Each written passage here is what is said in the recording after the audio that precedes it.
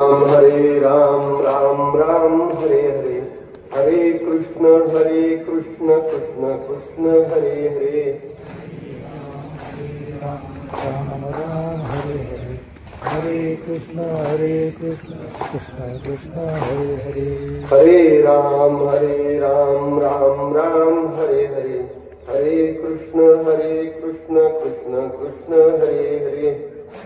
हरे राम राम राम हरे हरे, हरे कृष्ण कृष्ण हरे हरे।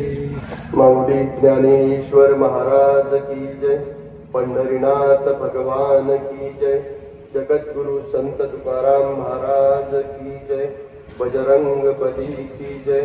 अवधूत चिंतन श्री गुरुदेव दत्त, अवधूत चिंतन श्री गुरुदेव दत्त, अवधूत चिंतन श्री गुरुदेव दत्त। कैलासवासी तुकारामजी भैरू दरेकर या दादांच्या दसक्रियेनिमित्त जमलेले सगळेच दुःखांकित जन, पहा आजचं प्रवचन रूपी सेवा थोडीशी वेगळी होणार आहे। आरोग्य आणि अध्यात्म या दोन गोष्टीची सांगड आपण आज घालण्याचा प्रयत्न करणार आहे। समाजात पहा तरुणांच्या हार्ट अटॅकचं प्रमाण वाढत आहे। तरुणांच्या म्हणजे 50च्या आतमध्ये हृदयविकाराचं प्रमाण एवढं प्रचंड वेगाने वाढत आहे। 10 पटीनं मागच्या 10 वर्षात हार्ट अटॅकचं प्रमाण वाढलंय। कॅन्सरचं प्रमाण गेल्या 10 वर्षात 15 पटीनं वाढलंय। आत्महत्येचं प्रमाण 5 पटीने वाढलंय। ज्यावेळेस जे डॉक्टर पोस्टमॉर्टम करतात त्यांच्याशी चर्चा झाली, त्याच्यातून असं निष्पन्न आलं की 10 लोकांच्या मध्ये 2 लोकांनी आत्महत्या केलेल्या असतात। पोस्टमॉर्टम करताना डॉक्टर सांगत होते 10 लोकांचं पीएम करायची वेळ आली तर 2 लोकांनी आत्महत्या केलेल्या असतात। लहान मुलांच्या मध्ये कॅन्सरचं प्रमाण वाढत आहे, लेडीज मध्ये कॅन्सरचं प्रमाण वाढत आहे। लग्नामध्ये लग्न जुळत नाहीये, डायव्होर्सचं प्रमाण वाढत आहे। घरामध्ये सुख औषधालाही शिल्लक राहिलेलं नाही। आणि या सगळ्याला उत्तर अध्यात्मामध्ये मिळतं का, याच्यावर आपण प्रवचन रूपी सेवा करणार आहोत। आजचं प्रवचन माझी सगळ्यांना ताईंना हात जोडून विनंती आहे की फक्त ऐकायचं नाहीये। आज जर समजलं तर घरी जाऊन बदल करायचा आहे, जर समजलं पटलं तर घरी जाऊन बदल करायचा आहे। आणि हीच खरी श्रद्धांजली दादांना ठरणार आहे। जर समजलं उमजलं तर घरी जाऊन बदल करायचा आहे। समाजामध्ये आता अतिशय नीतिमूल्यांचा ऱ्हास होतोय आणि घरामध्ये मुलं किती आहेत ताई? किती मुलं आहेत आता सध्या? 2, आता पुढे एकच आहे।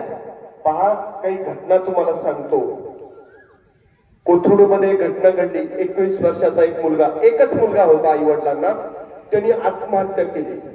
आई वडिलांनी 3ऱ्या दिवशी सगळं संपलं म्हणून आत्महत्या केली। सांगलीमध्ये घटना घडली। मोबाईलच्या कव्हरवर ते लावतात ना काच, ती काच 50 रुपयाला दे म्हणे तो पोरगा, पुढच्या माणूस म्हणे 100 रुपयाला। त्या पोराने त्या माणसाचा खून केला।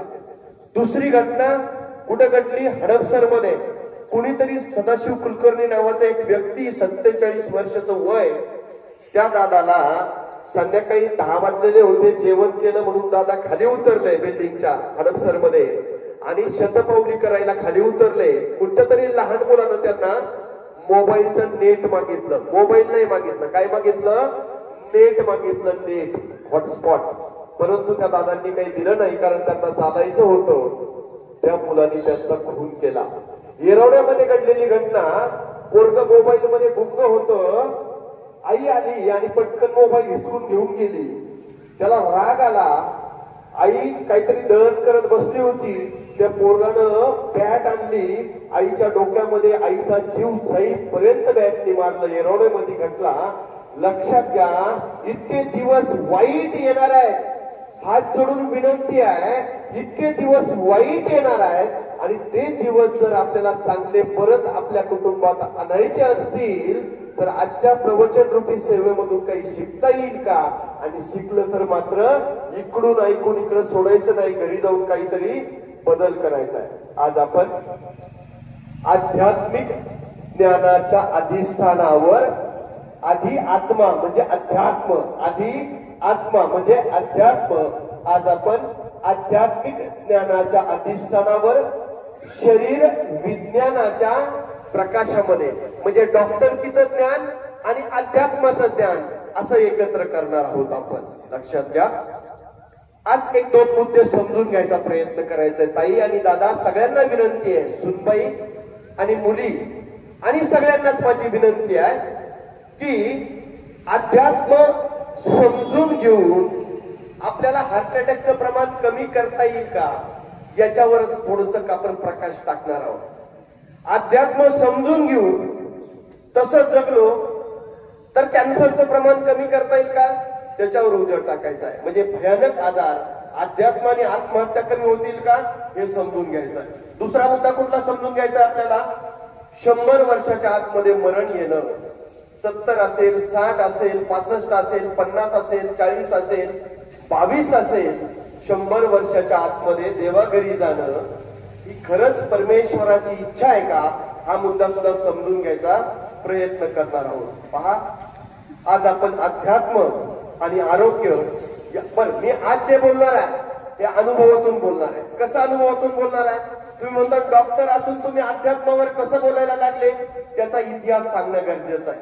वयाच्या 32 वर्षात डायबिटीजची गोळी चालू झाली मला स्वतःला. वयाच्या 38 मध्ये बीपीची गोळी चालू झाली. मध्येच परत डायबिटीजचं प्रमाण वाढतच होतं. 45 मध्ये इन्शुलिन चालू झालं पोटामध्ये, तरी साखर कमी होईना. आणि मग लक्षात आलं आपण काही जास्त वर्ष जगणार नाही, कारण गोळी सुरू झाली, बीपी सुरू झाला, नंतर पोटामध्ये इन्शुलिन सुरू झालं आणि मग परत एकदा अभ्यास सुरू झाला. कशाचा अभ्यास सुरू झाला? डॉक्टरकीचा परत अभ्यास चालू केला. कशासाठी केला? माणसाने जास्त वर्ष स्वतःला जगता यावं म्हणून अभ्यास केला. मग आयुर्वेदाचा अभ्यास झाला, होमिओपॅथीचा अभ्यास झाला, ॲलोपॅथीचा अभ्यास झाला, नॅचरोपॅथीचा अभ्यास झाला. कशासाठी झाला? मलाच थोडं जास्त जगता यावं निरोगी म्हणून. कारण पुढं भविष्यात किडनी खराब होणार होती मला माहित होतं, लिव्हर खराब होणार मला माहित होतं, बीपीच्या गोळ्या, डायबिटीजच्या गोळ्या, इन्शुलिन, पित्ताच्या गोळ्या एवढं सगळं खात असेल तर येणाऱ्या काही वर्षामध्ये 50, 55, 60 वर्षामध्ये काय खराब होणार, किडनी खराब होणार हे मला माहित होतं. म्हणून अभ्यास चालू केला. मात्र सगळा अभ्यास करत करत करत शेवटी कुठं पोहोचलो? अध्यात्म.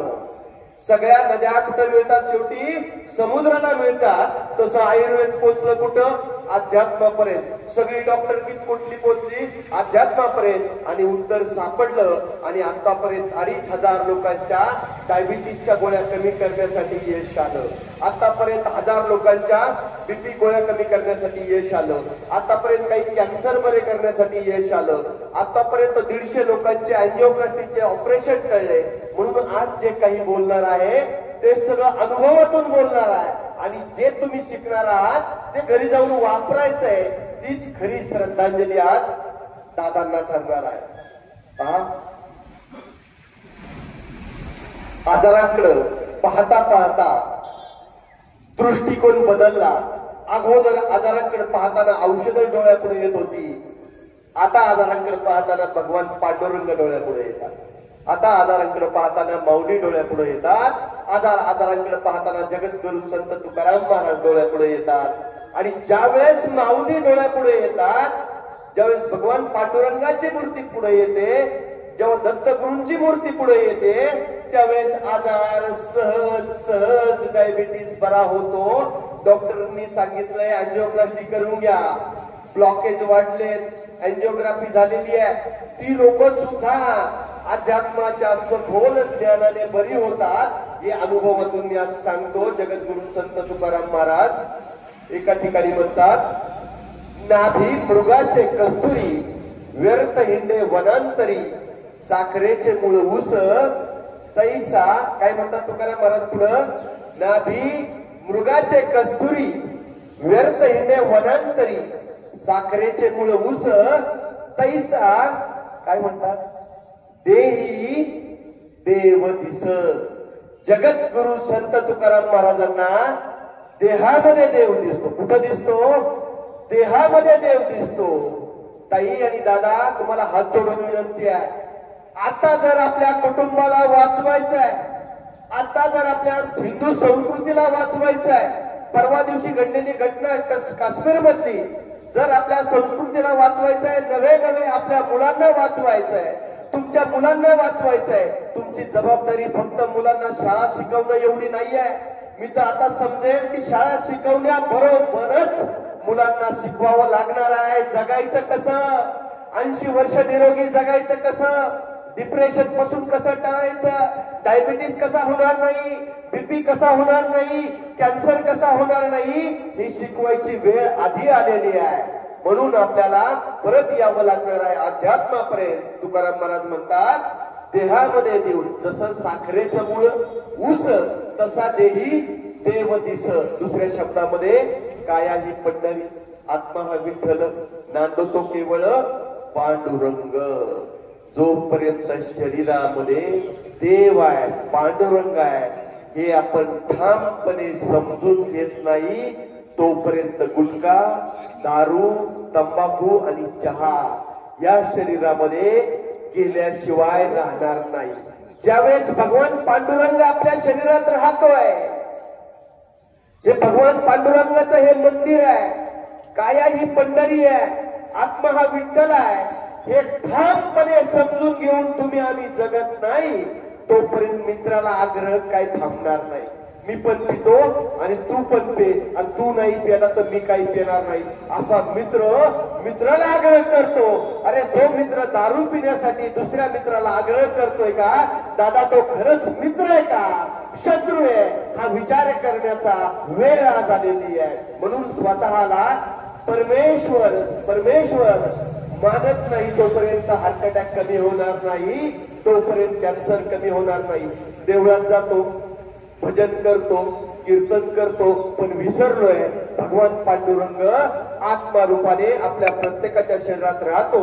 म्हणून आपल्याला चहाचा नैवेद्य नको, आपल्याला तंबाखूचा नैवेद्य नको, आपल्याला गुटख्याचा नैवेद्य नको, आपल्याला दारूचा नैवेद्य नको, नाहीतर आपलं कुटुंब आज वाचणार नाही. तुम्ही जर गुटखा खात असेल, आजी आजोबा जर चहा पित असेल तर आपलं कुटुंब आज वाचणार नाही. मित्रांनो, शरीरच नाही राहिलं तर ना व्यवसाय करता येतो, ना नोकरी करता येते, ना शेती करता येते, ना मुलांना शिकवता येतं, ना आई वडिलांचं सेवा करता येते. साधन एकच आहे, शरीर एकच साधन. शेती करायचं साधन शरीरच आहे, नोकरीला जायचं साधन शरीरच आहे, स्वयंपाक करताय साधन शरीरच आहे, मुलांना घडवायचं साधन शरीरच आहे, शरीरच आहे. आई वडिलांची सेवा करायचे साधन शरीरच आहे, परमेश्वराची सेवा करायचे साधन शरीरच आहे. रामकृष्ण हरी म्हणायचं आहे, विठ्ठल म्हणायचं आहे, साधन शरीरच आहे. माणूसच देवा घरी गेला, विठ्ठल म्हणणार कोण? देवळातला पुजारीच देवा घरी गेला, पूजा करायची कुणी? म्हणजे आळंदीला जायचंय, शरीर बळकट पाहिजे, पंढरपूरला जायचंय, शरीर बळकट पाहिजे. म्हणजे एकच समजून घ्या, साधन एकच आहे, शरीर एकदाच आहे. 84 लक्ष योनीमध्ये खूप पुण्य झालं म्हणून माणसाचा जन्म मिळाला, नर देहात आपला जन्म झाला, पण साधन परत नाही. गाडी नवीन विकत घेता येईल, घर नवीन ठिकाणी बांधता येईल, हे गाव सोडून दुसऱ्या गावात राहायला जाता येईल, परत शरीर नाही दादा, परत शरीर नाही. आणि म्हणून शाळा शिकत असताना शरीर 80-90 वर्ष कसं जगेल याचा विचार आज आपल्याला इथून घेऊन जायचा आहे. तीच श्रद्धांजली दादाला होणार आहे. पहा, आधी खूप कमी शाळा होत्या, कमी शिक्षण होतं, गोळ्या किती होत्या? माझं वय आता 50 आहे. मला आठवतंय माझ्या लहानपणी फक्त ॲनासिन गोळी, एवढीचे गोळी आठवते, आणि दुसरी वीक ऍक्शन 500 अशा 2-3 गोळ्या, आणि सरकारी दवाखान्यात एक लाल औषध मिळायचं. तोच डॉक्टर लहान मुलांचा, तोच डॉक्टर लेडीजचा, तोच डॉक्टर म्हाताऱ्याचा, तोच डॉक्टर किडनीचा, आणि तोच डॉक्टर मेंदूचा होता. आता मात्र न्यूरोलॉजिस्ट वेगळे आहेत, नेफ्रोलॉजिस्ट वेगळे आहेत, ऑन्कोलॉजिस्ट वेगळे आहेत, लहान मुलांचे डॉक्टर वेगळे, लेडीजचे डॉक्टर वेगळे, एवढे सगळे शोध लागले.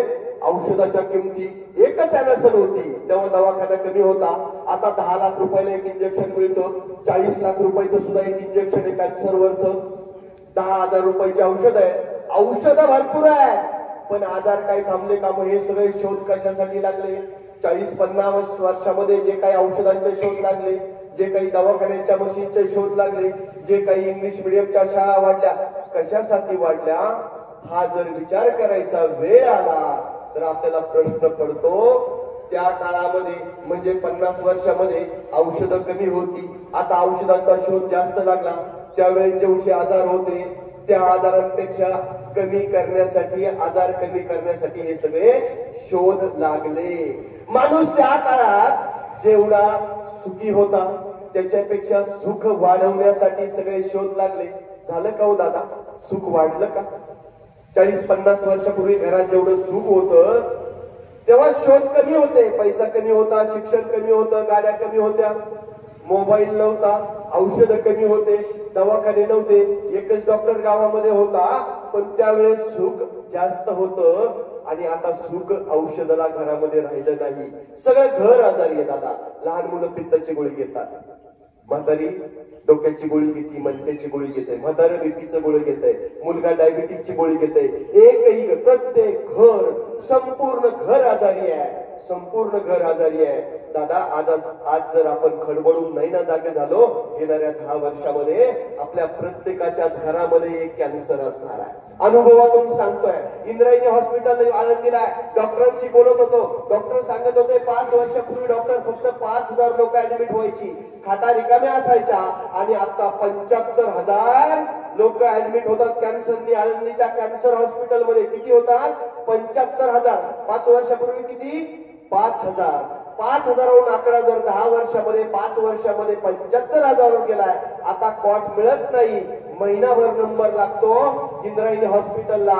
दादा आणि ताई, आज जर आपण खडबडून नाही जाग झालो तर आपल्या मुलाला तरी कॅन्सर असणार आहे, आपल्या नातवाला तरी कॅन्सर असणार आहे, किंवा आजी आजोबांना कोणातरी कॅन्सर असणार आहे. समाजामध्ये कॅन्सर जोरात वाढतोय, आणि कॅन्सर थांबायचा असेल तर आपल्याला अध्यात्म आणि आजचं आरोग्य या दोन्ही गोष्टी समजून घ्यावं लागणार आहे. मुलांना मुलंच होत नाहीये. जुन्या काळामध्ये लग्न झालं की 2-4 वर्षात पळायला लागायचं. कशासाठी? फॅमिली प्लॅनिंगचं ऑपरेशन करायला. आता वर्षभर झालं, मुलाची काही शक्यता नाही, म्हणून पळावं लागतंय. कुठं? दवाखान्यामध्ये. तरी सुद्धा म्हणजे लग्न झालेल्या जोडप्यांपैकी 80% जोडपी आज मुलं होण्यासाठी उपचार घेतात, आणि त्यातील 10% जोडप्यांना मुलं होत नाहीत. म्हणजे इन्फर्टिलिटी किंवा व्यंधत्व आज 100मध्ये 10 मुलांना किंवा मुलींना आहे. मुलींच्या मध्ये ज्या मुली आज ज्या ताई दिदी लहान लहान 16 वर्षाच्या 15 वर्षाच्या आहेत ना, 50% गर्भाशयाचा पीसीओडी म्हणून आजार आहे. 50% मुलींमध्ये प्रॉब्लेम आहे. म्हणजे येणाऱ्या 30-40 वर्षामध्ये 50% मुलांना मुलंच होणार नाही.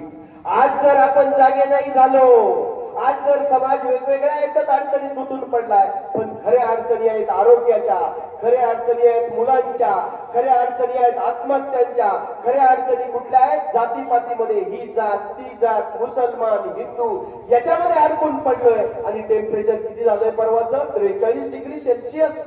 43 डिग्री सेल्सिअस टेम्परेचर झालंय. 10 वर्षात जर 52 डिग्री टेम्परेचर झालं तर राजस्थान होईल आपल्या महाराष्ट्राचं राजस्थान. ऊस सुद्धा येणार नाही, ज्वारी बाजरी येणार नाही. किती टेम्परेचरला? 52ला. राहिले किती वर्ष? 10 वर्ष. म्हणून समाजाने जागा झालं पाहिजे. आजारांच्या पासून तर टेम्परेचर पर्यंत लक्षात घेतलं पाहिजे. पहा मित्रांनो, किती वर्षात मरण यायचं? दादा, तुम्हाला जर प्रश्न केला मरण कधी येणार हो असा जर प्रश्न विचारला तर उत्तर काय येतं? परमेश्वराची जी इच्छा असेल त्याप्रमाणे मरण येईल. माझं मत समजून घ्या, खरंच समजून घ्या की परमेश्वराच्या इच्छेप्रमाणे मरतोय का आज आपण? सध्या समजून घेऊयात आपण. पहा, वाघाला परमेश्वरानं 30 वर्षाचं आयुष्य दिलं. किती वर्षात दिलं साहेब? 30 वर्षाचं आयुष्य दिलं. हत्तीला परमेश्वरानं 40 वर्षाचं आयुष्य दिलं. किती वर्षाचं ताई? 40 वर्षाचं. कोल्ह्याला 20 वर्षाचं आयुष्य दिलं. कोणी दिलं? परमेश्वराने दिलं. हत्ती 40 वर्ष जगतो पूर्ण. परमेश्वराने दिलेलं अख्खं 40 वर्ष हत्ती जगतो. वाघ सुद्धा परमेश्वराने दिलेलं अख्खं 30 वर्ष जगतो. कोल्हा सुद्धा परमेश्वराने दिलेलं अख्खं 20 वर्ष जगतो. मग याप्रमाणे आपल्याला म्हणजे आपण सगळ्यांना, ज्या ज्या लोकांनी माणसाच्या आईच्या पोटी जन्म घेतलाय त्याला परमेश्वराने किती वर्षाचं आयुष्य दिलंय दादा? किती वर्षाचं दिलंय? 100 वर्षाचं. नवे थोडस जास्तच दिलंय. आज सुद्धा 115 वर्ष जगणारी लोक आहेत. आज सुद्धा 30 वर्ष जगणारा दादा आहेत, आजोबा आहेत. म्हणजे 100 वर्षाचं. मग हत्ती जर सगळं आयुष्य जगतोय देवानी दिलेलं, तर माणूस का हो 60 वर्षात जातोय? माणूस ताई का हो 30 वर्षात कॅन्सरनी जाते? 22 वर्षाचं पोरग हार्ट अटॅकनी का जात आहे? 22 वर्षाचं पोरग मोटरसायकल 100च्या स्पीडनी चालवतो, डोक्यामध्ये हेल्मेट घालत नाही, परत डोक्याला मार लागतो आणि देवाघरी जातो. आणि माईक मध्ये आपण काय म्हणतो? आले देवाजीच्या घरा, देवाजीच्या मना, त्याच्या पुढे कोणाचं काही चाले ना. ठीक आहे ना. 70-75 वर्षाच्या पुढे जर मरण येणार असेल तर तुम्ही माईक मध्ये म्हणा ना, आले देवाजीच्या मना. 50 वर्षात मरण येत असेल तर कोलेस्ट्रॉलनी मारलंय.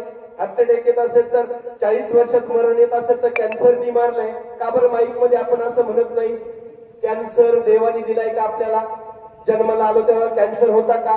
जन्माला आलो त्यावेळेस डायबिटीस होता का? जसं एखाद्या माणसाला पायच दिला नाही, एकच पाय आहे, एखाद्या माणसाला डोळे दिले नाही देवानी, मग म्हणून देवानी डोळे नाही दिले.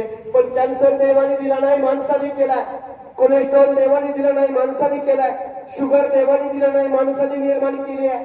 बीपी माणसानं निर्माण केलाय. आणि शेवटी खापर कोणावर फोडतो आपण? देवावर. म्हणजे देवाची इच्छा आपल्या सगळ्यांसाठी काय? 100 वर्षाच्या. म्हणून तर त्यांनी आपल्याला कुत्र्याच्या, मांजराच्या, कोल्ह्याच्या जन्माला नाही घातलं, माणसाच्या जन्माला घातलं. याचाच अर्थ आहे परमेश्वराची इच्छा आहे आपण सगळ्यांनी किती वर्ष जगावं?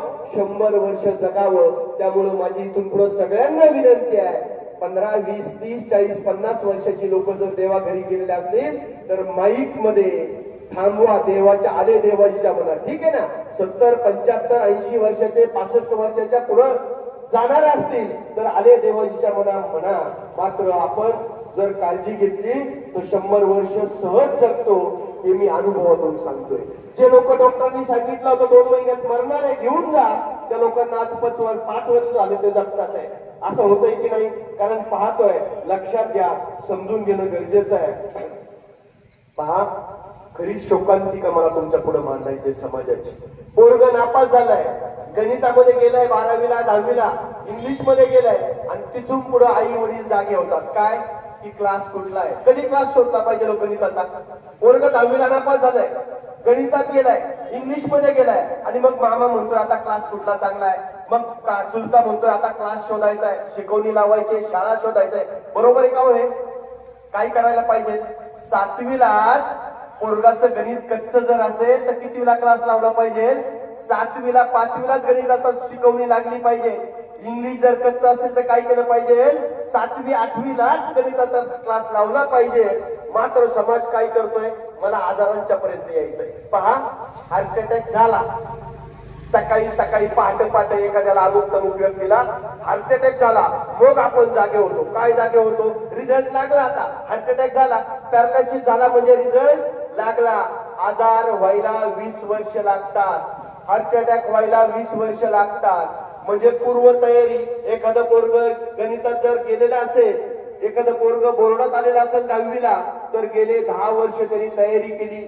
पहिल्या बेंचवर बसायचा, घरी जाऊन अभ्यास करायचा, मन लावून लक्ष द्यायचा. मात्र त्याच्यानंतर 10 वर्षांनी तो बोर्डात आलाय.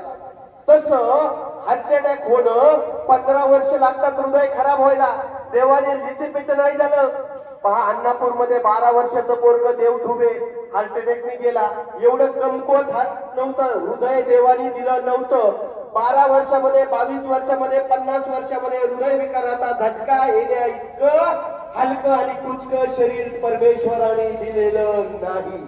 अज्ञानामुळे आपण 10-15 वर्षापासून हार्ट अटॅकची तयारी करतो.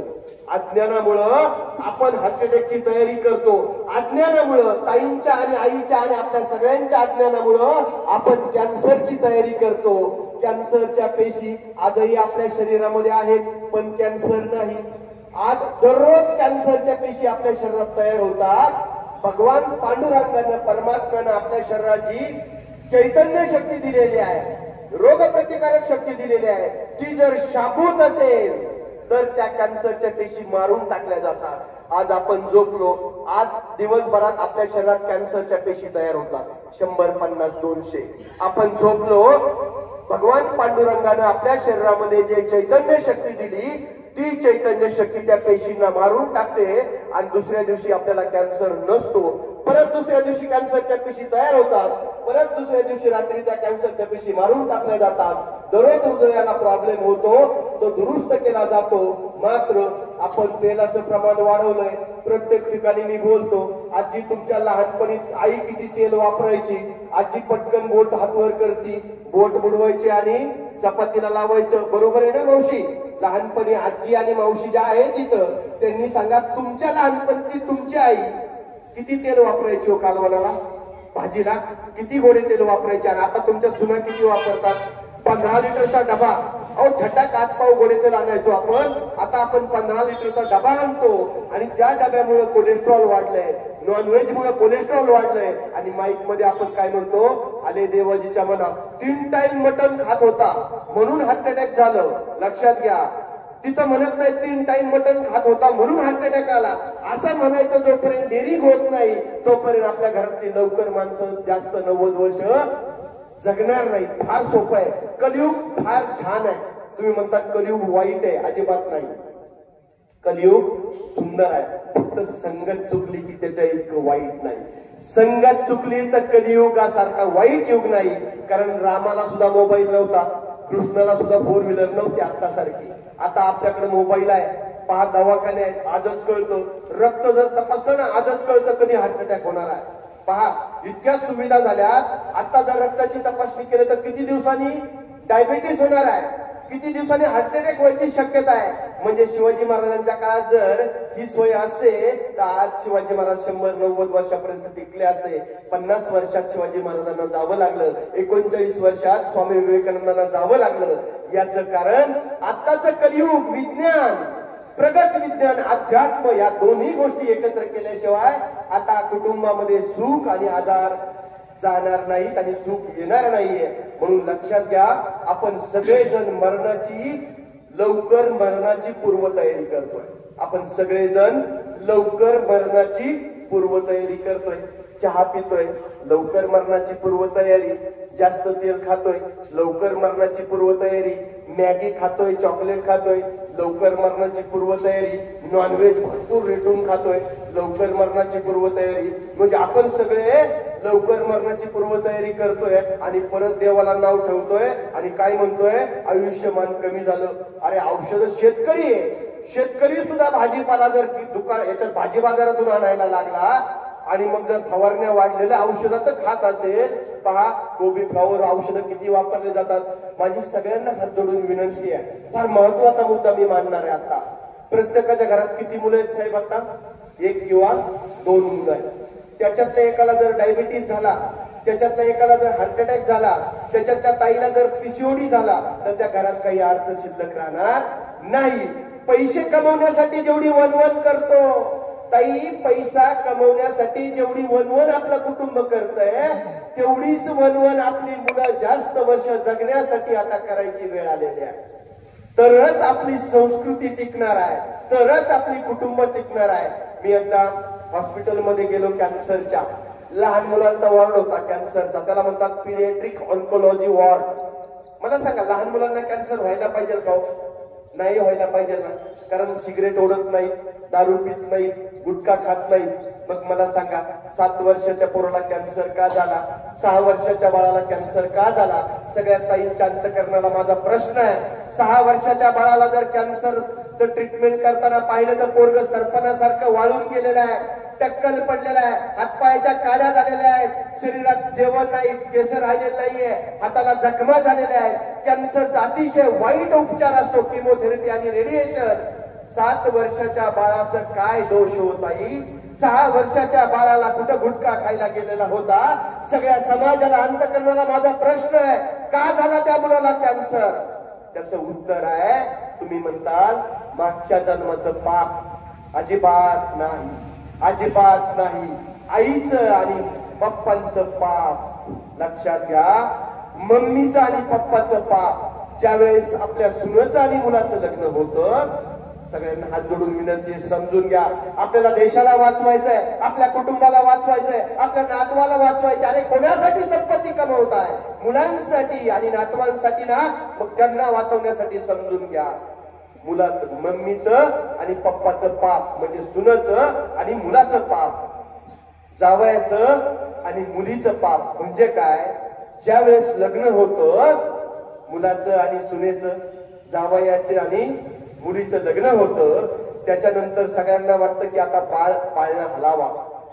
ज्या दिवशी वाटेल पाळणा हलावा त्या दिवसापासून आजी आजोबा आणि मम्मी पप्पांनी घरामध्ये 2 शेवग्याची झाडं लावली पाहिजेत, 2 हातग्याची झाडं लावली पाहिजेत, एखादं लिंबाचं झाड लावलं पाहिजे, 4-5 वांग्याची झाडं लावली पाहिजेत, 1-2 टमाट्याची झाडं लावली पाहिजेत. आणि त्या कार्ट्यानं सुद्धा दारू प्यायची बंद केली पाहिजे, बियर प्यायची बंद केली पाहिजे, गुटखा खायचा बंद केला पाहिजे, गायच्या खायचं दूध बंद केलं पाहिजे.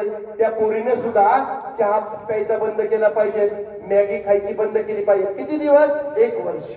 ते पोरग एकदा जन्मलं की काय तुम्हाला दारूच्या बाटलीत काय त्या कॅन्डामध्ये झोपायचं असेल तर झोपा, पण पाप तुमचं आणि भोगतोय पोरग. लक्षात घ्या, पाप मुलाचं, पाप सुनाचं, मॅगीवर जगती. अरे बाळ पोटात दररोज मॅगी खाती, त्या पाप त्या पुरीचं आणि ते पोरग भोगतंय. समाजाने आता जागं झालं पाहिजे आणि हीच खरी श्रद्धांजली दादाला ठरणार आहे. आणि म्हणून मी अशा दरेकर कुटुंबाला आज मानणार आहे की अशा दुःखाच्या प्रसंगी सुद्धा प्रवचन रूपी सेवा अशी ठेवली, म्हणून मला त्या दरेकर कुटुंबाचं सुद्धा कौतुक करावं असं वाटतंय. पहा मित्रांनो, आपण समजून घेतलं लहान मुलांना डायबिटीस का होतोय, लहान मुलांना कॅन्सर का होतोय. मुंबईमध्ये 50,000 मुलांचं ब्लड तपासलं, 7वी-8वीच्या पोरांना 5,000 पोरांना डायबिटीस सापडला. लहान मुलांच्या डायबिटीसचं लक्षण नसतं, रक्त तपासल्याशिवाय कळत नाही. 50,000 7वी-8वीच्या पोरांना, 5,000 पोरांना डायबिटीस आणि 8,000 पोरांना बीपी सापडला. कसलं टेन्शन हो मुलांना, कुठून आला बीपी? आता मला सांगा, एकच पोरग जर घरात असेल, एकच मुलगी जर घरात असेल आणि 7 वर्षाच्या पोराला जर डायबिटीस आणि बीपी झाला असेल तर कुटुंब जगणार कसं? कुटुंबाने कसं करायचं? याच्यावर उत्तर काय ते पण आज मी सांगणार आहे. समाजात येणाऱ्या 10-15 वर्षामध्ये काय बदल होणार ते मी सांगितलं. आता याच्यावर उत्तर सांगणार आहे. समजून घ्या, याच्यावर उत्तर सांगतोय. 3 मुद्दे आपल्याला समजून घ्यावे लागतील आज. किती मुद्दे? 3 मुद्दे समजून घ्यावे लागतील. पहिला मुद्दा समजून घ्यावा लागेल, अध्यात्म आणि आजचे आजार. अध्यात्म आणि आजचे आजार. अध्यात्म जर खोलवर समजून घेतलं आणि तसं जगलं, अध्यात्म पाठ करणं वेगळं आणि अध्यात्म जगणं वेगळं. अध्यात्म पाठ करणं वेगळं, हरिपाठ पाठ करणं वेगळं आणि हरिपाठ जगणं वेगळं. पसायदान पाठ करणं वेगळं आणि पसायदान जगणं वेगळं. पसायदान किती सुंदर अर्थ माऊलींनी सांगितलंय. माऊलींनी कोणासाठी काय मागितलंय? पसायदानामध्ये सगळे विश्वासाठी सुख मागितलंय, आरोग्य मागितलंय. पहा, जो जे वांछील तो ते लावो, ज्याला जे जे पाहिजे ते मिळावं, असं माऊलींनी कशात सांगितलंय? ज्ञानेश्वरी. आपलं पाठ आहे, पसायदान पाठ आहे, पण आपल्याला वाटतं का हो सगळ्यांचं कल्याण व्हावं? आपल्याला वाटतं का? म्हणून 3 मुद्दे समजून घ्यायचंय. पहिलं समजून घ्यायचंय अध्यात्म आणि आजचा कॅन्सर, अध्यात्म आणि हार्ट अटॅक, अध्यात्म आणि आत्महत्या. अध्यात्म जर नीट समजून घेतलं, अध्यात्माचे 3 मुद्दे समजून घ्यायचे. परत अध्यात्मानंतर शरीर कशाचं बनलं हे समजून घ्यायचंय आणि आजार कसे होतात हे समजून घ्यायचंय. पहिला मुद्दा आपण घेतोय अध्यात्माचे 3 मुद्दे. पहिल्यांदा अध्यात्म सुरू करण्याच्या आधी अध्यात्मामध्ये जी ताकद आहे ती ताकद समजून घ्यायच्या आधी आपण 2 मिनिटं भजन करूया. सगळ्यांना विनंती आहे, पूर्ण श्रद्धे करूयात, भजन करूयात, डोळे झाकून भजन करूयात. 2 मिनिटं डोळे झाकून माझ्याबरोबर टाळी जोरात वाजवायची आणि त्याच्यानंतर आपण 3 वेळा ओंकार करणार आहोत, पण डोळे झाकलेलेच असतील. तीच श्रद्धांजली दादाला ठरणार आहे. सगळ्यांनी काय करायचे? डोळे झाकून घ्यायचे, माझ्या बरोबर भजन करणार आहेत. टाळी मात्र जोरात वाजणार आहे आणि टाळी संपल्यानंतर माझ्या बरोबर खोल श्वास घेऊन 3 वेळा ओंकार करायचा आहे. ठीक आहे, आपण थोडस समजून घेऊया. हरे राम राम राम हरे हरे, हरे कृष्ण कृष्ण कृष्ण हरे हरे. जोरात टाळी वाजवा, जोरात बोला. हरे हरे हरे कृष्ण कृष्ण कृष्ण हरे हरे राम राम राम हरे हरे हरे कृष्ण कृष्ण कृष्ण हरे हरे हरे राम राम राम हरे हरे जोरात टाळी वाजवायचे. हरे कृष्ण कृष्ण हरे राम राम हरे हरे हरे कृष्ण कृष्ण कृष्ण हरे हरे हरे राम राम हरे हरे हरे कृष्ण कृष्ण कृष्ण हरे हरे हरे राम हरे हरे हरे कृष्ण कृष्ण कृष्ण हरे हरे हरे सावकाश टाळी बंद करा. हरे राम राम हरे हरे हरे कृष्ण कृष्ण कृष्ण हरे हरे. एक दीर्घ श्वास घ्या, खोल श्वास घ्या. माझ्या बरोबर ओंकार करूयात.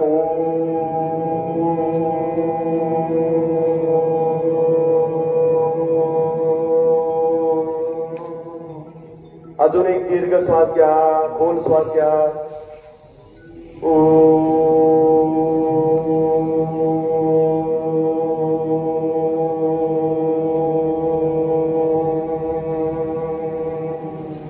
दोन्ही हात हातावर चोळा, जोरात चोळा आणि चेहऱ्यावर फिरवाने हात उघडा.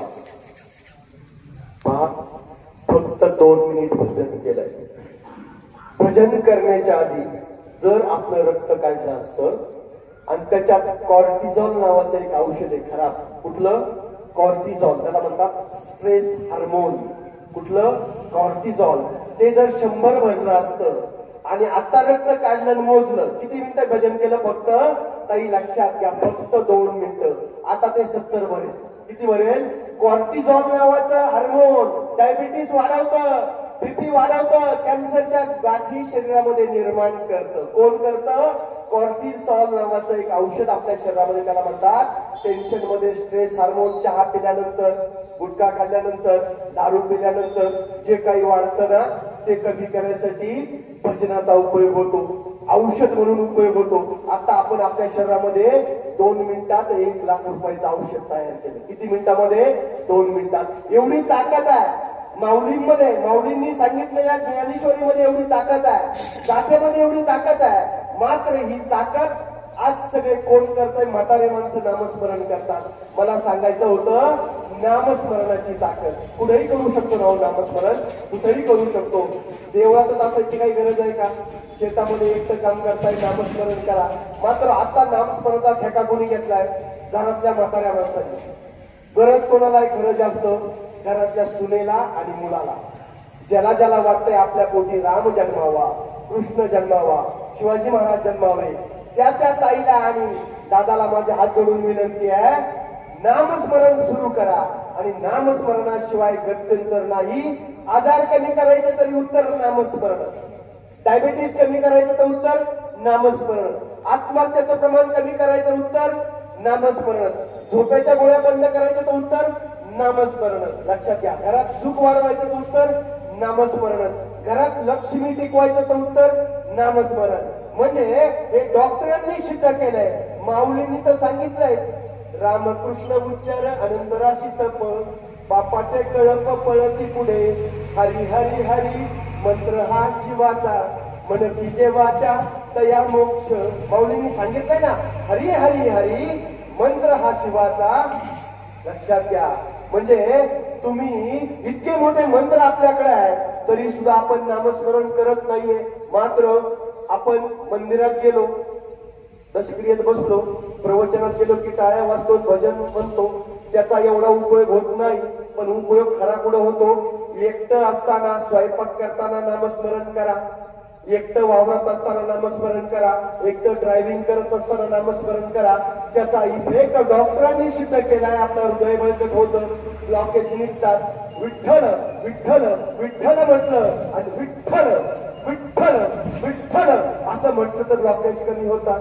इतकं सुंदर शास्त्र, अध्यात्म शास्त्र, हिंदू शास्त्र आहे. मात्र आपण पाठांतर करत बसलो आणि जगत नाहीये. आता अध्यात्म पाठ करायची गोष्ट नाही. पहा, पालकाची जोडी असते 10 रुपयाला, पटकन आपण 3 जोड्या आणतो, 3 गड्ड्या आणतो आणि त्याला 30 रुपये देतो. कारण आपलं 10चा पाठ आहे. म्हणून आपण पटकन त्याला ती 100 रुपयाची नोट देतो. ती बाई सुद्धा 70 रुपये आपल्याला मागं देते. का देते? तिथं सुद्धा 10चा पाडा पाठ आहे. म्हणजे जसा 10चा पाडा पाठ आहे म्हणून आपण त्या जीवनामध्ये वापरतो. तसं रामकृष्ण उच्चार अनंत राशी तप बापाचे कळप पळती पुढे हे जर पाठच असेल तर जीवनामध्ये वापरणं गरजेचं आहे. नामस्मरण करणं गरजेचं आहे. पहा, पुढचा मुद्दा अध्यात्माचा आहे. आध्यात्मिक जगणं. पहिला मुद्दा आहे सगळ्यांनी नामस्मरण सुरू करा. जयघोष सुरू झाला पाहिजे विठ्ठलाचा. रामकृष्ण हरिदास जयघोष घरात ऐका आला पाहिजे. तरच आजार कमी होतील आणि आत्महत्याचं आणि डिप्रेशनचं प्रमाण कमी होईल आणि पैसा सुद्धा लक्ष्मीच्या रूपाने आपल्या घरात येईल. म्हणून नामस्मरणाशिवाय आता पर्याय नाही. पहा, परवा दिवशी अत्यंत वाईट घटना काकासाहेब पलांडे आमदारांच्या घरामध्ये घडली. वडील कलेक्टर आहेत. त्यांचा मुलगा 20 वर्षाचा, एक उलटी होते रक्ताची आणि देवाघरी जावं लागतं 20 वर्षाच्या पोराला. नामस्मरणाचा अभाव.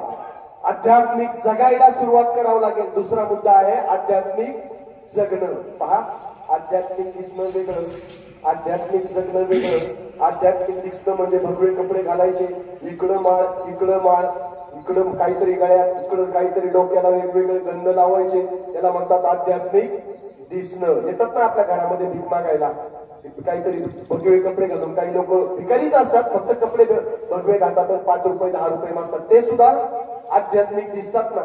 आध्यात्मिक दिसणं वेगळं आणि आध्यात्मिक जगणं वेगळं. आध्यात्मिक जगलं तर शरीरात कॉर्टिझॉलचं लेवल कमी होते आणि सिरोटोनिनची लेवल वाढते. कॉर्टिझॉल आजार वाढवणारा औषध आहे आणि सिरोटोनिन आजार कमी करणारा औषध आहे. आपल्या शरीरात परमेश्वराने दिलेलं आहे. कुठली 2 औषधं?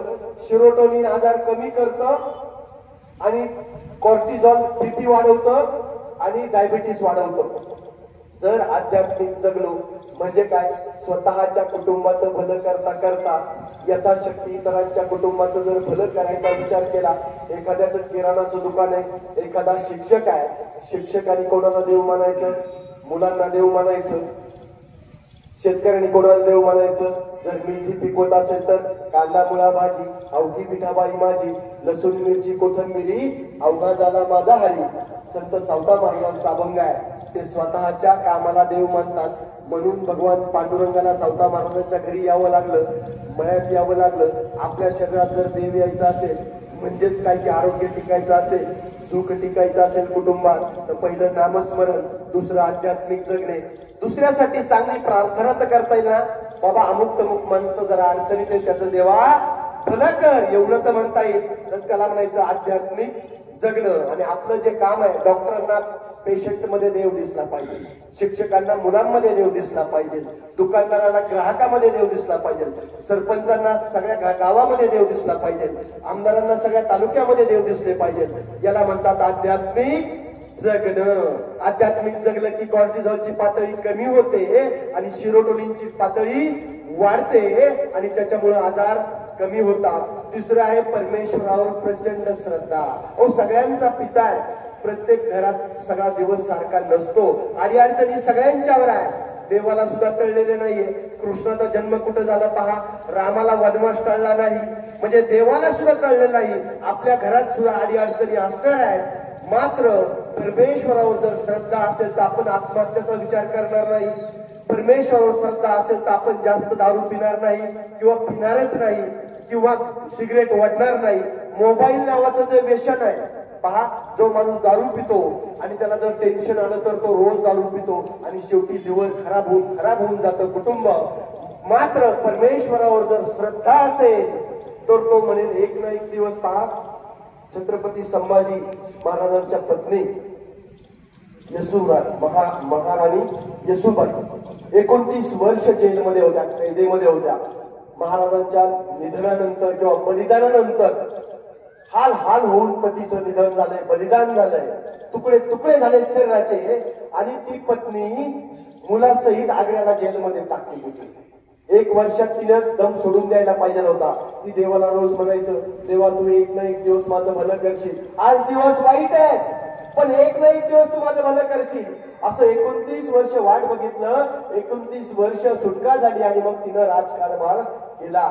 लक्षात घ्या, आपल्या घरामध्ये सुद्धा अडचणी येतात, पण व्यसनाचं प्रमाण वाढलं नाही पाहिजे. त्यातले त्यात मोबाईलचं प्रमाण प्रचंड वाढलंय. पहा, एवढं समजून घेऊन भागणार नाही. आपण समजलं नामस्मरण, आध्यात्मिक जगणं आणि देवावर विश्वास. सगळ्यात 10 मिनिटांमध्ये एक मुद्दा उरकतोय आणि आपण थांबूयात. पुढचा मुद्दा आहे, शरीर कशाचं बनलंय. काया ही पंढरी. मग हे शरीर जर पंढरी असेल आणि आत्मा जर विठ्ठल असेल, तर हे शरीर बनलंय कशाचं.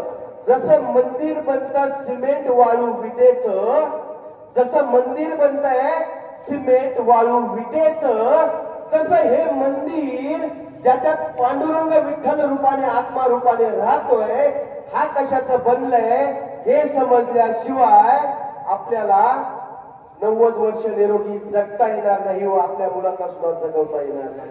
नुसतं नामस्मरण कामाचं आहे का? आहे, पण त्याच्याबरोबर काय समजून घेतलं पाहिजे, हे शरीर कशाचं बनलंय. पहा, हे शरीर बनलंय अन्नाचं. कशाचं बनलंय? आईच्या पोटामध्ये 9 महिने होतो, नाळातून आपण जेवण करत होतो. कुठून जेवण करत होतो? नाळातून आपण जेवण करत होतो. आई दूध भात खात होती, आपण आतमध्ये दूध भात खात होतो. आई केळी खात होती, आपण आतमध्ये केळी खात होतो. पण कशातून? नाळातून. तोंडातून जेवण नव्हतं. म्हणजे आईच्या पोटामध्ये एवढासा जीव 9 महिन्यांनी 3 किलोचा झाला. म्हणजे आईने जे जेवण केलं त्या जेवणापासून एवढासा जीव 3 किलोचा झाला. आणि मग बाळाचा जन्म झाला. बाळ पोटातून बाहेर आलं, बाळ रडायला लागलं, आईने जवळ घेतलं, छातीशी घेतलं, दूध पाजलं, बाळ शांत झालं. म्हणजे बाळ परत जेवण करायला लागलं, मात्र तोंडाने जेवण करायला लागलं. नंतर बाळाला दात आले, नंतर ज्वारीची भाकरी, बाजरीची भाकरी, चपाती बाळ खायला लागलं. आज बाळ किती किलोचं झालं? आज बाळ किती किलोचं झालं? 120 किलोचं, 90 किलोचं, 60 किलोचं, 70 किलोचं. मग मला सांगा, शरीर कशाचं बनलंय?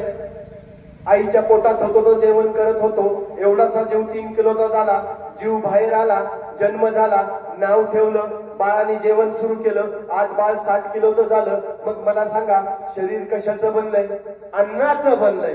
शरीर कशाचं बनलंय?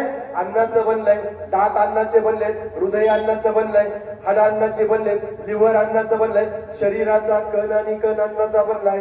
दादा, ज्या भगवान पांडुरंगा परमात्मा ज्या शरीरात राहायला आलाय 100 वर्ष, मी सुरुवातीला सांगितलं, परमेश्वराने आपल्याला 100 वर्षाचं आयुष्य दिलंय. मात्र आपल्या चुकीमुळे आपल्याला 100 वर्ष जगता येत नाहीये. मग तो भगवान पांडुरंग जर आपल्या हृदयामध्ये आपल्याला 100 वर्ष ठेवायचा असेल, तो आत्मा, तर शरीर अन्नाचं बनलंय. हे जोपर्यंत तुम्ही पाठ करत नाही, तोपर्यंत आपल्या पोरांना हार्ट अटॅक येणारे, अँजिओप्लास्टी होणारे आणि कॅन्सर होणारे. कॅन्सर थांबणार ज्या दिवशी तुम्हाला कळल शरीर अन्नाचं बनलंय, त्या दिवशी पोरांना तुम्ही मॅगी देणार नाही. ज्या दिवशी तुम्हाला कळल हृदय अन्नाचं बनलंय, त्या दिवशी मुलांना तुम्ही कुरकुरे देणार नाही. ज्या दिवशी तुम्हाला कळेल हृदय अन्नाचं बनलं, त्या दिवशी तेलाचं प्रमाण तुम्ही कमी करताल. इतकं साधं सोपं आहे मित्रांनो.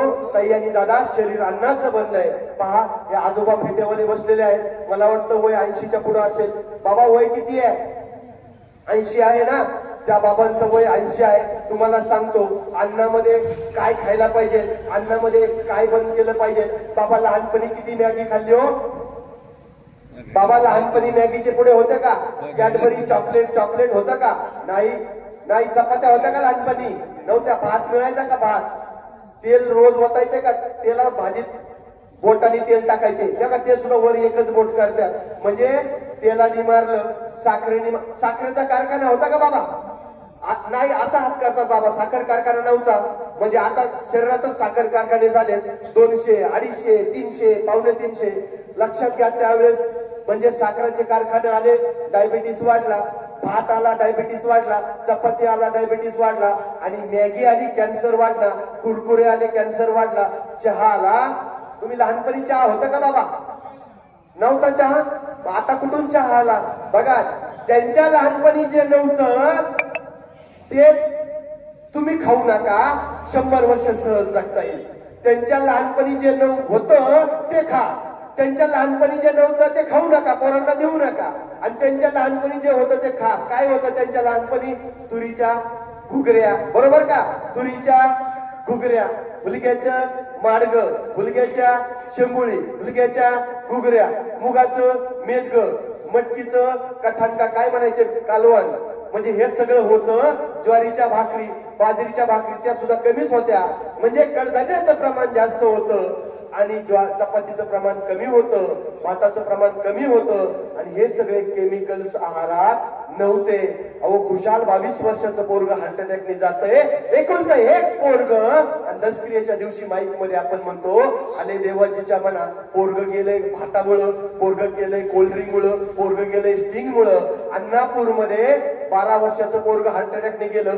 कुमार देव खुबे नावाचं पोरग स्टिंग जास्त प्यायचं, कोल्ड्रिंक जास्त प्यायचं, मॅगी जास्त खायचं आणि मग जर हृदय बनलंय अन्नाचं, हृदय खराब बनलं आणि 12 वर्षाचं पोरग गेलं. हृदय 130 वर्षासाठी भक्कम बनवलंय शरीर.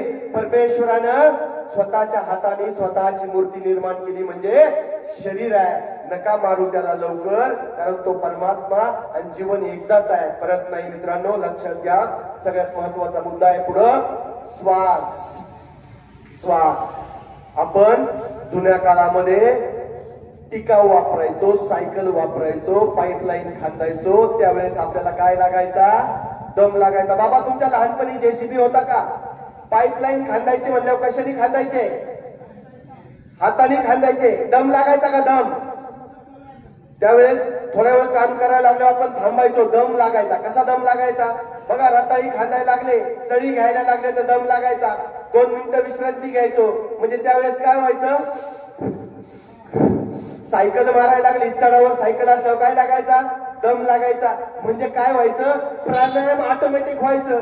ज्यावेळेस आमच्या काही लांबून हंडा आणायच्या डोक्यावर 2-2 हांडे, ज्यावेळेस चढ लागायचा त्यावेळेस दम लागायचा. हंडा डोक्यावर आणताना थोडासा दम लागायचा. दम लागायचं म्हणजे काय होत होतं? फुफ्फुसाचा भाता बारीक व्हायचा, मोठा व्हायचा, बारीक व्हायचा. फुफ्फुसाचा भाता, याला दम लागायचा. याला म्हणायचं प्राणायाम. म्हणजे जुन्या काळामध्ये ऑटोमॅटिक प्राणायाम व्हायचं. आता जर आपल्याला कॅन्सर कमी करायचा असेल तर खोल श्वास घ्यायला सुरू केला पाहिजे. 10 वेळा सकाळी, 10 वेळा दुपारी, 10 वेळा संध्याकाळी खोल श्वास घ्यायला शिकवा. कोणाला? आपल्या लहान लहान मुलांना. पहा, देवाने आपल्या छातीच्या बरगड्याच्या पिंजरा किंवा फुफ्फुस याला 4 लिटरची कॅपॅसिटी दिली. किती लिटरची? 4 लिटरची. आणि लेडीज मध्ये किती? 3 लिटरची. मात्र प्राणायाम नाही केल्यामुळं किंवा दम नाही लागल्यामुळं आपल्या फुफ्फुसाची कॅपॅसिटी 2 लिटर, 1.5 लिटर आहे. जो व्यक्ती प्राणायाम करत नाही, जी ताई प्राणायाम करत नाही, तिच्या फुफ्फुसाची कॅपॅसिटी खोल श्वास घ्यायला लागला की असा यायला पाहिजे, एवढाच येतोय. याच्यावर श्वास बसतच नाहीये पोटामध्ये. हार्ट अटॅक होणार, कॅन्सरचं प्रमाण वाढणार. म्हणजे परमेश्वरानं आधीच प्रदूषण वाढलंय. मग आपल्या कुटुंबाला वाचवायचं तर काय करावं लागेल? प्राणायाम. नाही जमलं, खोल श्वास घ्या. दुपारी 10 वेळा, संध्याकाळी 10 वेळा आणि सकाळी 10 वेळा. बरंचसं काम राहील. दुसरं आहे पाणी. परमेश्वराने पाणी, हवा, जलदेवता, वायुदेवता आणि सूर्यदेवता या तिन्ही देवांची पूजा सुरू करा. प्राणायाम म्हणजे वायुदेवतेची पूजा, पाणी व्यवस्थित पिणं म्हणजे जलदेवतेची पूजा, उन्हामध्ये उघड्या अंगाने बसणं म्हणजे सूर्यदेवतेची पूजा. सूर्यदेवतेची पूजा संपली आणि कॅन्सरचं प्रमाण वाढलं. लहान मुलं, 6 महिन्याची बाळं आता ताकद नाही, कारण घराला हेच नाही राहिलं. काय नाही राहिलं? जुन्या काळामध्ये पोराला आंघोळ, सकाळी उठलं पोरग की घराच्या पुढे काय होतं? अंगण होतं सारवलेलं. त्याच्यावर गोधडी टाकायची आणि त्याच्यावर लहान पोरं ठेवत होते आणि त्याला खुळखुळं हातात देत होतं. लहान पोरं त्याच्या भोवती खेळायची आणि आई घरात कामं करायची किंवा आजी आजोबा त्या पोराभोवती असायचे. त्याच्या अंगावर ऊन पडायचं, सकाळचं कवळं. म्हणून लहान पोरांची उंची, तब्येत चांगली झाली, हृदय बळकट झाली. आता लहान पोरं काचेत जन्म घेतात, काचेच्या कपाटात जन्म घेतात आणि घरात सुद्धा काचेतच राहतात. आणि ह्या गाड्या सुद्धा काचेच्या पॅक बंद गाड्या आहेत. म्हणजे जन्मताने सुद्धा काचेतच आणि जगतोय सुद्धा काचेतच. गाडीमध्ये, एसी मध्ये. लक्षात घ्या, जगायचं असेल सूर्यदेवताची पूजा चालू केली पाहिजे. जलदेवतेची पूजा. 3 लिटर पाणी, कमीत कमी 2 लिटर पाणी ताई पिलं पाहिजे. मिनिमम 2 लिटर पाणी पिलं पाहिजे, 50% आजार कमी होतील. आणि पुढची जी गोष्ट आहे सगळ्यात महत्वाचं शेवटचं, सुरुवातीपासून आपण सांगितलंय, आज जर जागे नाही झालो तर आपल्या प्रत्येकाच्या घरात कॅन्सर असणार आहे. जागे व्हायचं तर नामस्मरण सुरू करायचं, जागं व्हायचं तर आध्यात्मिक जगायला सुरू करायचं, जागं व्हायचं तर देवावर श्रद्धा ठेवायची, जागं व्हायचं तर शरीर अन्नाचं बनलंय लक्षात ठेवायचं, पाठ करायचं आणि तसं घरी जाऊन जगायचं. जागं व्हायचं तर पाणी जास्त प्यायचं, जागं व्हायचं तर उन्हात बसायचं, जागं व्हायचं तर खोल श्वास घ्यायला सुरुवात करायची. आणि जागं व्हायचं तर शेवटचा मुद्दा 5 मिनिटात मी थांबतोय, शेवटचा मुद्दा आहे मोबाईल. पहा, मी मगाशी सांगितलं 3 खून झालेत, लहान मुलांनी केलेत, 8 वर्षाच्या, 10 वर्षाच्या, 15 वर्षाच्या पोरांनी. आईचा खून केला 8 वर्षाच्या पोरांनी. कसा खून केला? 8 वर्षाच्या पोरांनी आईचा खून केला. शांत मोबाईल बघत होता, मोबाईल मध्ये गुंग होता, आई आली, मोबाईल ओढून घेऊन गेली आणि नंतर आईने मोबाईल बाजूला ठेवला आणि तांदूळ का गहू निवडत बसली. पोरग मागून आलं, बॅट डोक्यात, जोपर्यंत आई मरत नाही तोपर्यंत बॅटनं डोकं फोडून टाकलं. 8 वर्षाच्या पोरांनी आईचा खून केलाय. आता आपल्या पोरांना आपण राक्षस जन्माला घालतोय. जी आई पोटात बाळ असताना मोबाईलचा वापर करते, जी आई जेवायला पोराला देताना मोबाईलचा वापर करते, तिच्या पोटी माणूस जन्मणार नाही. लक्षात घ्या. दुसरं उदाहरण मगाशी परत रिपीट करतोय कारण लोक नवीन आले. सदाशिव कुलकर्णी नावाच्या माणसाला 15 वर्षाच्या पोरानं हॉटस्पॉट नाही दिला म्हणून खून केला हडपसर मध्ये. सांगलीमध्ये काच जी बसवतात मोबाईलवर, त्या काच घासघीस केली. 100 रुपये दुकानदार म्हणायचा आणि हा पोरगा 50 रुपये म्हणायचा. याची इच्छा होती 50 लाख द्यावी, दुकानदारांनी दिलं नाही तर त्याला मारून टाकलं. मला सांगा, या मोबाईलच्यामुळं आपण राक्षस निर्माण करतोय. पुण्यामध्ये एक घटना घडली मागच्या महिन्यामध्ये. एका माणसाचा पगार दिला नाही आहे ना, त्यांनी बस जाळली. बस किती 17 का 18 लोक होती, साहेब लोक होती. 3 महिन्याचा का 2 महिन्याचा पगार लेट झालता. त्या माणसानी बस जाळली, 7 माणसं जळून मारली. याला माणूस म्हणतात का? हो, याला माणूस म्हणतात का? राक्षस आहे, जनावर बरी. कारण जनावर मोबाईल वापरत नाही, मग मोबाईल वापरल्याशिवाय आपलं जमणार नाही. पण हाच मोबाईल इतका सुंदर आहे, पहा, इतका सुंदर आहे. याचा मोबाईल जर आईने आणि पप्पांनी चांगला उपयोग केला तर घरामध्ये IPS घडतील, IAS घडतील, अब्दुल कलाम साहेब घरात घडतील, शिवाजी महाराज घडतील, डॉक्टर बाबासाहेब आंबेडकर घरात घडतील. पण याचा वापर कसा केला पाहिजे? चांगला केला पाहिजे. मात्र आपल्याला चांगलं जमत नाही. जे चांगलं आहे, पहा, सुरी आहे, सुरीला धार आहे, प्रचंड धार आहे. चांगल्या माणसाच्या हातात सापडलं आणि एखाद्याला जर फाशी लागली असेल, त्या पटकन सुरीने दोरी कापून त्या माणसाचा जीव वाचवता येईल. तीच सुरी जर एखाद्या चोर दरोड्याच्या घरात सापडली तर भोगसून जीव घेतला जाईल, गळा कापला जाईल. याच पद्धतीनं आपल्या कुटुंबाचा गळा कापायचा आहे का आपल्या कुटुंबाची प्रगती साधायची आहे? हे मोबाईलच्या सांगण्यावरनं, आपल्याला वापरण्यावरून उपयोग केला पाहिजे. सगळ्यात जास्त कोणाला सांगणं? माझं सून आणि मुलं आणि जावई आणि मुलगा जे इथं येत नाहीत. सगळे म्हातारे कोतरे दशक्रियेला असतात आणि जवळचे तरुण नातेवाईक असतात. माझी विनंती आहे, ज्यावेळेस माझं आरोग्य प्रबोधन पर प्रवचन असतं त्यावेळेस तरुण आणि लहान मुलं सुद्धा दशक्रियेला आली पाहिजेत. कारण कुरकुरे तुम्ही किती सांगितलं तरी ती खायची बंद करणार नाहीये. जोपर्यंत सोनाराने कान टोचत नाही तोपर्यंत मुलं खायची बंद करणार नाही. शेवटी एवढंच सांगतो की आज मुलांना शिकवणं जेवढं आपलं मोठं कर्तव्य आहे, मुलांचं लग्न करणं, मुलींचं लग्न करणं जेवढं आपलं कर्तव्य आहे, त्याच्यापेक्षाही मोठं कर्तव्य आहे आपला समाज वाचवणं. समाज वाचवायच्या अगोदर कुटुंब वाचवावं लागेल, कुटुंब वाचवायच्या अगोदर स्वतःचं आरोग्य नीट करावं लागेल. नामस्मरण, आध्यात्मिक जगणं, परमेश्वरावर विश्वास, अन्नाचं शरीर बनलंय, पाणी, सूर्यप्रकाश, हवा आणि शेवटी मोबाईलचा योग्य वापर आणि संगत, सत्संग. आता आरोग्याचे सत्संग सुरू झाले पाहिजे. पहा, सप्ताह करतो आपण, किती फायदा झाला हो सप्त्याचा आजपर्यंत. माफ करा, मी तुमचं म्हणजे सप्त्याचा प्रकार थोडासा बदलला पाहिजे. मंदिरं खूप बांधली आपण, पण मंदिरात जायला तरुण पोरत राहिली नाही. आज काकासाहेब पलंडांना आपल्या नातवाच्या मैत्रीला जावं लागलं. लक्षात घ्या, इतके वाईट दिवस जर येत असणार अशा घरामध्ये तर अजून किती वाईट बघायचं आपण. आणि म्हणून सप्त्यामध्ये आरोग्याची प्रवचनं झाली पाहिजेत, सप्त्यामध्ये ब्लड टेस्टिंग झालं पाहिजे. 5 लाख 10 लाख रुपये तुम्ही सप्त्याला खर्च करता, त्याच्याऐवजी 2.5 लाख खर्च करा आणि 2.5 लाख येणाऱ्या लोकांची रक्त तपासा. 90 वर्ष लोक जगतील. आपण आजारी पडल्यानंतर रक्त तपासतो, ही आहे समाजाची खरी शोकांतिका. रक्त तपासा आणि आजच सावध व्हा. अन्न बदला, विचार बदला. समाज बदलणं गरजेचं आहे आपल्या मुलाबाळांसाठी आणि आपल्या देशासाठी.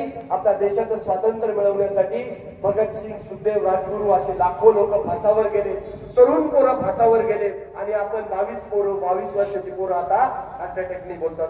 एवढं बोलून मी थांबतो. मला आज इथं ज्यांनी बोलवलं ते आमचे मधुकरजी दोरगे, त्यांच्या योगामुळे त्यांच्यामुळे तुमच्या सर्वांचं दर्शन. आणि त्याचबरोबर महेश यांचा मुलगा चिरंजीव महेश यांनी सुद्धा त्यांचं ऐकलं. अशा प्रकारची प्रवचन ठेवायचं म्हणलं की त्या घरातल्या लोकांना अंगावर काटा येतो. इथं दसक्रियेला आत्म्याला सद्गती लाभेल का? मित्रांनो, आत्म्याला सद्गती लाभणारच आहे. उलट अशा प्रवचनांनी सद्गती लवकर लाभेल. कारण त्यांना सुद्धा आपण असं म्हणतो हिंदू संस्कृतीप्रमाणे की आत्मा 10 दिवस इथं असतो, आज त्याला मुक्ती लागते. आज जर हे प्रवचन त्या आत्म्याने ऐकलं असेल तर खरी शांती लाभेल. तर मला आज इथं बोलवलं. आज दादांना आपल्यातून जाऊन मला वाटतं 5 दिवस झालेत का? 5 दिवस प्रभू पांडुरंगाने त्यांच्या पायाजवळ लीन करून घ्यावं, यांच्या चिरंतन आत्म्याची सद्गती लाभो व त्यांच्या कुटुंबास जे पित्याचं चित्र आज हरवलेलं आहे.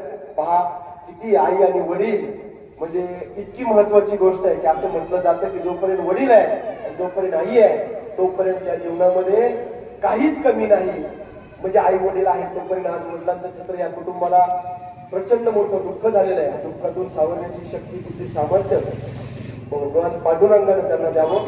बोलून ते थांबतो. राम करण्याने जमलेला जनसमुदाय पहिल्याच वर्षी श्री तुकाराम बहिरू दरेकर उर्फ आप्पांचं वयाच्या 67व्या वर्षी गेल्या 5 दिवसापूर्वी अल्पशा आजाराने दुःखद असं निधन झालं. त्याचप्रमाणे त्यांचे बंधू, पुतणे, बहिणी असतील, नातू असतील, असा मोठा परिवार. या मोठ्या परिवारातून आप्पांचं जाणं झालं, दुःख होणं साहजिक आहे. ते दुःख सहन करण्याची ताकद परमेश्वराने या सर्व कुटुंबियांना देऊ. आज या ठिकाणी आप्पांचा दशकरी विजय संपन्न होत असताना हरिभक्त पारायण नामदेव महाराज नरवडे, डॉक्टर नामदेव महाराज नरवडे महाराजांची या ठिकाणी करोडूची सेवा संपन्न झाली. त्यांचा या ठिकाणी दरेकर परिवाराच्या वतीने ऋण व्यक्त करतो.